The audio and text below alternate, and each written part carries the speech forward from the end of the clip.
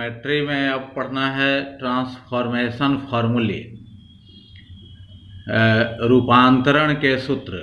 तो इसमें इस चैप्टर में जितने फार्मूले हैं वो पिछले चैप्टर कंपाउंड एंगल के ही ट्रांसफॉर्मेशन हैं, मतलब उन्हीं के रूपांतरण हैं, उन्हीं का रूप बदलकर बनाए गए हैं। तो पिछले चैप्टर कंपाउंड एंगल में हम लोग ये फार्मूला पढ़ चुके हैं। साइन ए प्लस बी का होता है sine A into cos B plus cos A into sine B, इसको फर्स्ट इक्वेशन मान लिया। फिर साइन ए माइनस बी का फार्मूला होता है sine A into cos B minus cos A into sine B. यहाँ प्लस रहने पर प्लस होता है, माइनस रहने पर माइनस होता है। कॉस ए प्लस बी का फार्मूला होता है cos A into cos B minus sine A into sine B, और कॉस ए माइनस बी का होता है cos A into cos B plus sine A into sine B. इसमें उल्टा sign होता है, यहाँ प्लस रहने पर माइनस और माइनस रहने पर यहाँ प्लस होता है। तो ये 4 इक्वेशंस बन गए। अब इनसे फिर नए नए फार्मूले बना सकते हैं। ये चारों फार्मूला पिछले चैप्टर के हैं कंपाउंड एंगल के। Adding first and second we get, अब फर्स्ट और सेकेंड जो है इनको ऐड करके जोड़ करके हम लोग पाते हैं। तो फर्स्ट और सेकेंड को जब ऐड करेंगे तो LHS में LHS ऐड हो जाएगा, साइन ए प्लस बी अब plus sine A minus B, और RHS में RHS ऐड होगा। तो ये प्लस में है ये माइनस में है, कट जाएगा, कैंसिल हो जाएगा। ये दोनों ऐड हो जाएगा, ऐड होकर डबल हो जाएगा, तो हो जाएगा 2 sign A into cos B, ये दोनों ऐड हो जाएगा, ये दोनों टर्म, तो 2 sign A into cos B. तो ये एक नया फार्मूला बन गया जो कि पिछले चैप्टर का ही ट्रांसफॉर्मेशन है। तो sign A plus B plus sine A minus B को लिख सकते हैं 2 sign A into cos B. तो यहाँ सम के रूप में है, यहाँ प्रोडक्ट के रूप में है। तो सम के रूप में रहे तो प्रोडक्ट के रूप में लिख सकते हैं, और प्रोडक्ट के रूप में भी रहे तो उसको सम के रूप में लिखा जा सकता है ऐसे। अगर यहाँ 2 नहीं भी लगा हुआ है तो 2 से और 1/2 से मल्टीप्लाई करके इस फॉर्म में लगाया जा सकता है। फिर सब्ट्रैक्टिंग सेकेंड फ्रॉम फर्स्ट, तो सेकेंड जो है इसको फर्स्ट में से सब्ट्रैक्ट करने पर, तो फर्स्ट में सेकेंड जब सब्ट्रैक्ट करेंगे तो सब जगह साइन नीचे चेंज हो जाएगा, यहाँ माइनस हो जाएगा, यहाँ भी माइनस, यहाँ प्लस हो जाएगा। तो LHS में हो जाएगा sign A plus B minus sine A minus B, और RHS में यहाँ माइनस जब होगा तो ये कैंसिल हो जाएगा, कट जाएगा। यहाँ प्लस जब होगा ये दोनों जुट जाएगा, और जुट कर हो जाएगा ये दोनों जोड़ दिया जाए तो 2 cos A into sine B. तो RHS में हो जाएगा 2 cos A into sine B, यहाँ भी प्लस हो जाएगा तो जुट कर। तो ये फार्मूला बन गया sine A plus B minus sine A minus B हो गया 2 cos A into sine B. Adding 3 and 4, अब 3 और 4 को अगर ऐड कर दिया जाए तो LHS में LHS ऐड होगा cos A plus B plus cos A minus B, और RHS में RHS ऐड होगा तो ये माइनस में है ये प्लस में है, ये सेकेंड टर्म कैंसिल हो जाएगा, ये फर्स्ट टर्म दोनों का ऐड हो जाएगा, और ऐड होकर हो जाएगा 2 cos A into cos B, ये दोनों ऐड होकर 2 cos A into cos B. Subtracting 3 from 4, तो 3 को 4 में से सब्ट्रैक्ट करने पर, तो 4 को ऊपर लिख देंगे, 4 जो इक्वेशन है उसी के नीचे 3 लिख देंगे नीचे। तो सब्ट्रैक्ट करेंगे तो नीचे वाले का साइन चेंज हो जाएगा, यहाँ माइनस हो जाएगा, यहाँ भी माइनस हो जाएगा, या लेकिन यहाँ प्लस हो जाएगा। तो LHS में हो जाएगा इतना माइनस इतना, मतलब cos A minus B minus cos A plus B, cos A minus B minus cos A plus B. और RHS में क्या होगा, यहाँ माइनस जब होगा तो ये दोनों कैंसिल हो जाएगा, यहाँ प्लस हो जाएगा तो ये दोनों ऐड हो जाएगा, और ऐड होकर हो जाएगा 2 sign A into sine B, 2 sign A into sine B. तो ये 4 ट्रांसफॉर्मेशन फार्मूले बन गए। अब इनसे भी फार्मूला बनाया जा सकता है। तो इसमें हम लोग देखते हैं कि A प्लस बी जो है कंपाउंड एंगल, उसको अगर C मान लिया जाए, A प्लस बी को C मान लिया, और A माइनस बी जो कंपाउंड एंगल है इसको मान लिया D। अब ये दोनों को ऐड कर दिया जाए तो plus B minus B cancel हो जाएगा, और A ऐड होकर 2A हो जाएगा, उधर हो जाएगा C प्लस डी, और 2 उधर जाके डिवाइड हो जाएगा तो A का वैल्यू आएगा C प्लस डी बाई 2। अब इसमें से इसको सब्ट्रैक्ट अगर कर दें तो यहाँ माइनस हो जाएगा, यहाँ प्लस, तो माइनस से प्लस से कट जाएगा, और यहाँ प्लस हो जाएगा तो प्लस बी मिलकर 2B हो जाएगा। इधर यहाँ माइनस होगा तो C माइनस डी होगा, तो 2B is equal to C minus D, तो 2 उधर जाके डिवाइड होगा तो B हो जाएगा C माइनस डी बाई 2। तो अब substituting these values in above फॉर्मूले, मतलब इन मानों को ऊपर के जो सूत्र हैं उनमें सब्स्टिट्यूट करने पर, प्रतिस्थापित करने पर, मतलब इनको हटाकर a प्लस बी को हटाकर c रख देंगे, a माइनस बी को हटाकर d रख देंगे, और a के बदले c plus D by two और b के बदले c minus D by to अगर रख दिया जाए तो चारों से फिर और 4 फार्मूला बन जाएगा। तो फर्स्ट फार्मूला जो है इसमें a प्लस बी के जगह c रख दिया यहाँ, तो बन गया साइन c, और a माइनस बी जो इसमें है उसके जगह पर d रख दिया तो साइन d बन गया। इधर 2 उतर गया और a के बदले में लिखा गया यहाँ से c plus D by two, और cos b तो cos उतर गया, b के बदले में लिखा गया c minus D by two, तो ये सी डी के फॉर्म में आ गया। तो ये भी फार्मूला हो गया sine c plus sine d हो गया 2 sine c plus D by two into cos c minus D by two, तो ये भी ट्रांसफॉर्मेशन फार्मूला हो गया।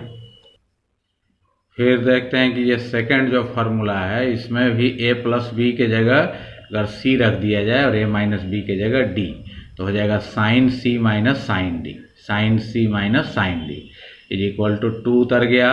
कॉस a है तो a के जगह पर c plus D by to लिख सकते हैं, इंटू साइन b है तो b के जगह पर c minus D by two, तो साइन b के जगह हो गया c minus D by two, तो sine c minus sine d formula बन गया 2 cos c plus D by two into sine c minus D by two. इसी तरह थर्ड जो फार्मूला है इसमें भी a प्लस बी के जगह c रख दिया जाए और a माइनस बी के जगह d, तो हो जाएगा LHS में cos c plus cos d, cos c plus cos d।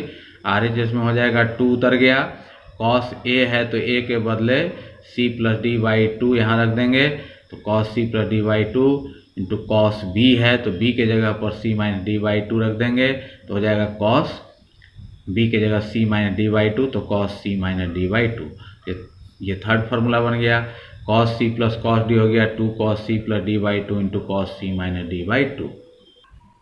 अब यही वैल्यू फोर्थ फार्मूला में रखा जाए इसमें, तो cos a माइनस बी के बदले a माइनस बी को d माना गया है तो यहाँ d हो जाएगा, और a प्लस बी को c माना गया है तो यहाँ d हो जाएगा, यहाँ c, तो मतलब cos d minus cos c हो जाएगा LHS में, cos d minus cos c यहाँ लिखा इज इक्वल टू 2 उतर गया, और साइन a है तो a के जगह पर लिखेंगे c, यहाँ से c plus D by two, तो हो गया sine c plus D by two into sine b है तो b के बदले में लिखा गया यहाँ से c minus D by two, sine c minus D by two हो गया।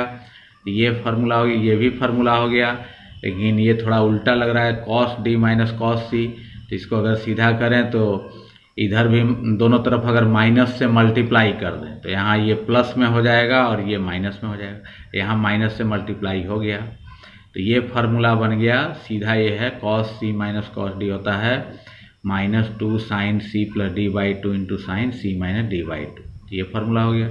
इसी को ऐसे भी लिख सकते हैं, ये उतार दिया और यहाँ से इसमें से एंगल में से माइनस अगर कॉमन ले लें तो साइन चेंज हो जाएगा, d माइनस सी, तो माइनस जब कॉमन लेंगे तो साइन माइनस थीटा के फॉर्म में आ जाएगा, और साइन माइनस थीटा होता है माइनस साइन थीटा, वो माइनस बाहर निकल जाएगा तो माइनस माइनस प्लस हो जाएगा यहाँ, और यहाँ साइन चेंज हो जाएगा, c माइनस डी की जगह हो जाएगा d minus C by two, तो cos c minus cos d का फॉर्मूला ये भी लिख सकते हैं 2 sine c plus D by two into sine, यहाँ उल्टा हो जाएगा d minus C by two, और अगर माइनस को पहले लिखें तो यहाँ सीधा रहेगा c minus D by two, minus हटा दिया जाए तो यहाँ उल्टा हो जाएगा d minus C by two. तो इस तरीके से कुल मिलाकर 8 फार्मूला बने, 4 ऊपर बने थे और ये इन्हीं से 4 ये बने सी डी के टर्म में, वो ए बी के टर्म में थे।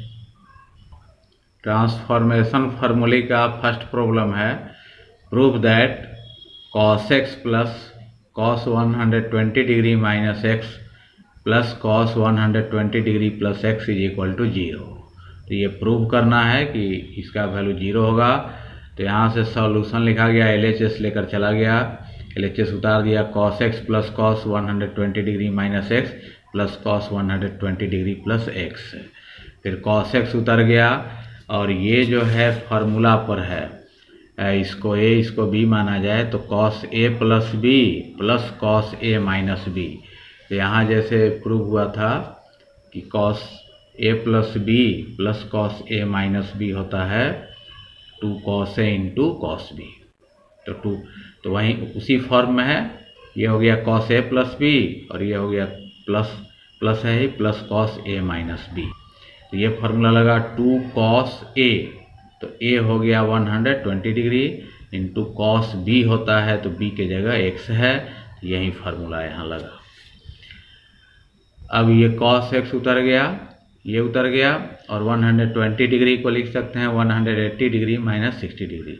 180 में 60 माइनस करेंगे तो हो जाएगा 120 डिग्री इंटू कॉस एक्स उतर गया और cos 180 degree minus theta formula होता है, तो कॉस 180 डिग्री माइनस थीटा होता है माइनस कॉस थीटा। तो वहीं माइनस बाहर निकल गया, प्लस माइनस माइनस हो गया, तो माइनस कॉस थीटा, थीटा की जगह पर है 60 डिग्री, तो यहाँ फार्मूला लगा कॉस 180 डिग्री माइनस थीटा होता है माइनस कॉस थीटा, थीटा की जगह 60 डिग्री।